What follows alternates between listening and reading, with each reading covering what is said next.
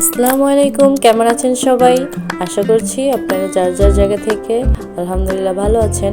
আমিও আমার পরিবার আলহামদুলিল্লাহ আল্লাহর রহমতে অনেক ভালো আছি।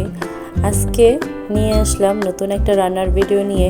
আজকে রান্না করব চামড়া, গিলা, কলিজা এগুলো রান্না করব আজকে। তার জন্য পেঁয়াজ, কাঁচামরিচ দিয়ে দিলাম। এখন পরিমাণ মতো লবণ দিয়ে নাড়াচাড়া করে নিব। একটু লাল লাল হয়ে গেলে তারপর আদা রসুন বাটাটা দিয়ে দিব। এখনই দিয়ে এটাকে ভালো করে জাল দিয়ে দিতে হবে যাতে আদা রসুনের গন্ধটা না আসে।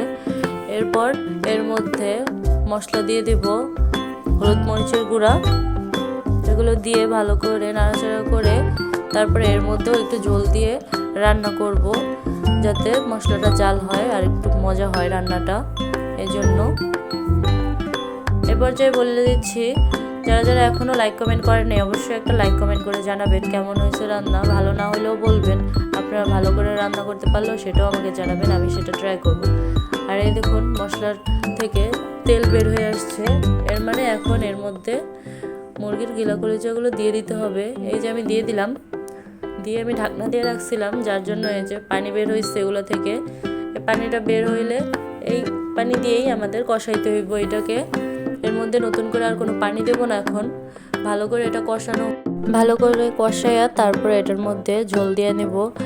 এরপর যদি আমাদের ঝোল না রাখতে ইচ্ছা করে তাহলে শুকনা শুকনো করে ফেলবো, আর যারা ঝোল খেতে চান একটু তাহলে একটু ঝোল ঝোল রাখবেন, তাহলে অনেক ভালো লাগে, রসালো রসালো একটা ভাব থাকে। আমার রান্না প্রায় হয়ে গেছে কষানো আর কি। এরপর যে আমি এটার মধ্যে পানি দিয়ে দেবো, এই যে একটু লেগে লেগে আসতেছে, ঝোলটা দিয়ে দিব এটার মধ্যে। এইখানে আমি ঝোল দিয়ে রান্না করার পর এটা আমি অন্য একটা পাতিলে ঢাইলে নেব। এই যে আমি ঝোলটা দিয়ে দিচ্ছি। এখানে হয়ে গেলে আমি গরম মশলাটা দিতে ভুলে গেছিলাম, যার জন্য এখন দিব। কি বলবেন যে প্রায় রান্নার মধ্যে অনেক কিছু আমি ভুলে যাই, আসলে সত্যি কথা, আমি রান্না করতে গেলে অনেক কিছুই ভুলে যাই, যেটা আমার পরবর্তীতে মনে পড়ে। আমি এটা ঢাইলা নিলাম, এখন জিরা গুঁড়ি বাটা দিয়ে দিলাম এটার মধ্যে। আলহামদুলিল্লাহ অনেক মজা হয়েছে আর গ্রানটাও অনেক সুন্দর আসতেছে।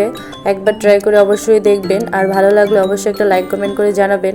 আপনারা তো কেউ লাইক কমেন্ট করেন না, আমি অনেক কষ্ট পাই। অবশ্যই একটা লাইক কমেন্ট করবেন, তাহলে আমি অনেক খুশি হব।